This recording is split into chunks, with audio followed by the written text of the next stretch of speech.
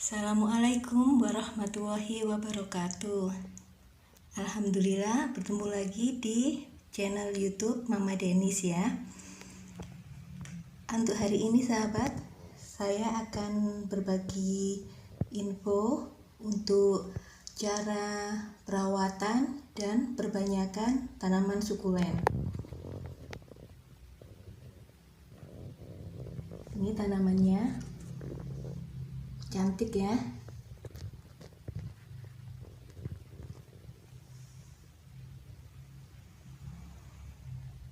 Dulu saya menyangka tanaman sukulen itu perkembangbiakannya hanya melalui tunas ya, karena kalau kita beli itu pasti di sini kan ada tanaman pokoknya, ada tanaman indukannya.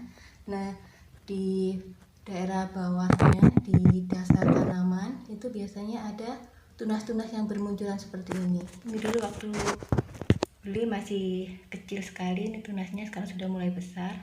Dan ini juga ada tunas kecil yang kedua. Yang ini dulu tidak ada. Nah, jadi saya pikir tuh, oh ini nanti perkembangbiakannya tunas gitu ya. Saya dulu waktu kecil juga punya ini tanaman sukulen semacam ini, tapi dulu tidak memperhatikan karena belum ada rasa senang merawat tanaman. Baru setelah tua ini baru senang merawat tanaman.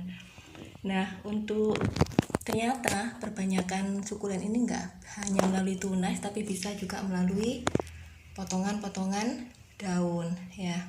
Sebelum ke perbanyakan, kita akan bahas dulu untuk cara perawatannya. Sebenarnya tanaman sukulen ini tanaman yang kebal ya, yang tahan banting. Jadi salah satu kriteria utama saya dalam membeli tanaman hias itu, yang nomor satu itu bukan cantiknya ya, karena cantik itu nomor sekian. Yang nomor satu itu dia harus tahan banting. Karena daerah tempat saya tinggal ini daerah yang panas, kemudian nggak sesubur daerah-daerah yang seperti di pegunungan gitu ya, kan udaranya bagus, tanahnya subur. Kalau di sini dataran rendah dan panas. Untuk tanaman-tanaman yang nggak tahan banting itu saya jarang beli, kecuali kalau memang benar-benar kepingin karena memang sangat bagus gitu ya. Nah, untuk perawatannya itu sebenarnya mudah sekali. Saya hanya melakukan penyiraman, itu pun penyiramannya nggak tiap hari, bisa 2 hari atau 3 hari sekali kita lakukan penyiraman. Hanya kalau kondisi medianya ini sudah kondisi kering ya, sudah kelihatan kering atau setengah kering. Nah, seperti ini sudah bisa untuk disiram.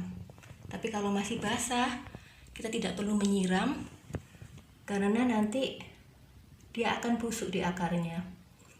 Nah, selain itu tanaman ini sebenarnya sampai media kering pun dia masih bisa bertahan, karena dia kan tanaman sukulen. Tanaman sukulen itu dia sifatnya menyimpan air ya. Jadi ini kan dia ada semacam daging ini ya, daunnya kan berdaging gitu. Nah, ini dagingnya ini isinya apa? Daun yang kelihatan berdaging ini isinya air. Jadi kalau dia agak lama nggak disiram, sampai seminggu pun dia masih tahan. Tapi ya kalau saya kasihan ya, nanti dia kehausan. Lebih baik 3 hari gitu sudah saya siram. Nah, untuk perbanyakannya itu mudah sekali. Nah, saya untuk perbanyakannya saya nggak pakai yang macam-macam ya, cuma pakai ini plastik bekas untuk biasanya kita peroleh kalau dapat dari kondangan, itu kan dapat kue atau dapat nasi. Nah, kalau kondangan di kampung-kampung ya, itu kita dapat kue dan nasi yang bentuknya seperti ini.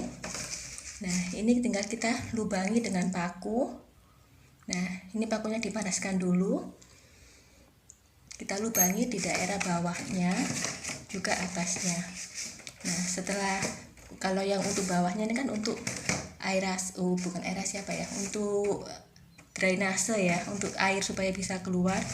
Nah, yang kalau untuk atasnya itu nanti untuk mengurangi supaya ada udaranya gitu. Nanti kan kita tutup. Nah seperti ini. Kalau nggak ada plastik yang seperti ini, boleh juga plastik bekas ini seperti minuman aqua atau air kemasan lain, terserah. Ini kalau ini bisa dari aqua, atau bisa kalau ini saya pakai Bicola, sisanya Bicola ya, sisanya minuman karbonasi, terserah.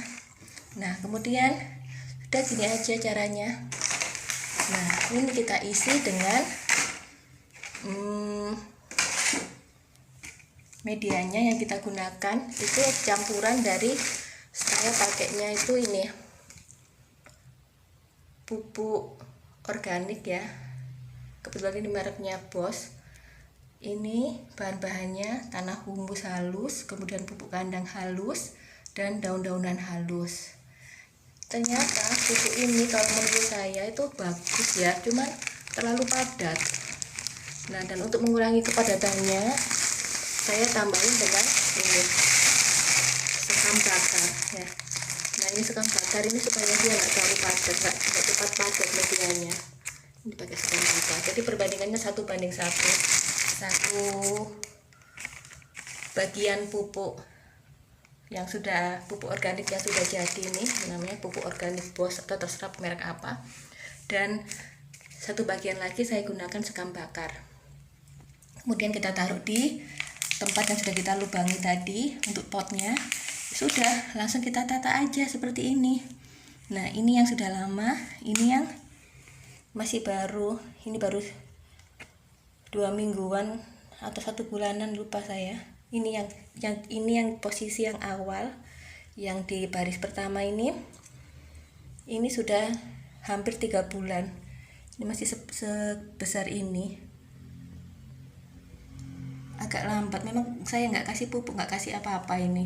Maksudnya pupuk NPK atau pupuk yang lain, karena saya takut kalau masih benih gini dikasih pupuk nanti dia takutnya terbakar ya, takut panas gitu. Saya nggak tahu siapa bener apa enggak, ini teori saya. Cuma kalau masih benih seperti ini saya ya udahlah nggak usah dikasih pupuk. Ini kan sudah ada pupuknya di dalam, sudah ada tanah humusnya, ada pupuk kandang, ada daun-daunan, dan ada sekam bakar. Itu kan juga cukup nutrisinya, saya rasa gitu. Jadi saya cuma siram 3 hari sekali atau menunggu kalau ini sudah kering. Kadang sampai 4 hari sekali baru saya siram. Nah ini kondisi yang setelah sekitar 3 bulanan seperti ini, besarnya segini. Nah ini yang baru, yang di sini ini baru 1 bulanan. Jadi 1 bulan masih sekecil ini, masih imut banget. Nah ini contoh tadi yang sudah keluar akarnya tapi belum muncul tunasnya. Jadi dia fase pertumbuhannya itu di akar dulu. Setelah dia akar cukup kuat, itu dia baru menumbuhkan tunas. Nah kalau nanti sudah akarnya sudah lumayan gondrong seperti ini, dia akan tumbuh tunas yang kecil seperti ini. Ini juga baru tumbuh akar. Nah setelah tunas yang kecil baru nanti dia akan membesar. Nah seperti ini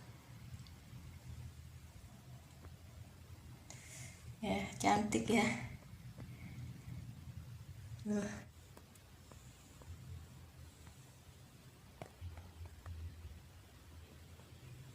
Jadi seperti ini penampakan semaiannya yang agak besar, mulai terlihat bentuk formasi daunnya. Tapi tetap saya biarkan di sini dulu. Saya tunggu sampai agak besar lagi, mungkin sekitar 1 bulanan. Setelah itu baru kita bisa pindah ke pot. Oh ya, untuk tadi yang bagian atasnya ini jangan lupa ditutup. Nah ini juga tutupnya saya kasih lubang-lubang. Nah supaya ada aerasi udara ya. Dan ini ditutup, kemudian saya letakkan di posisinya itu di halaman belakang. Halaman belakang saya itu menghadap ke timur. Jadi dia bisa kena sinar matahari pagi sekitar jam 7 sampai jam 9 gitu. Setelah itu sudah dia nggak kena sinar matahari lagi. Sekian dulu teman-teman untuk konten hari ini. Semoga bermanfaat dan semoga kita selalu dalam keadaan sehat-sehat semua ya. Assalamualaikum warahmatullahi wabarakatuh.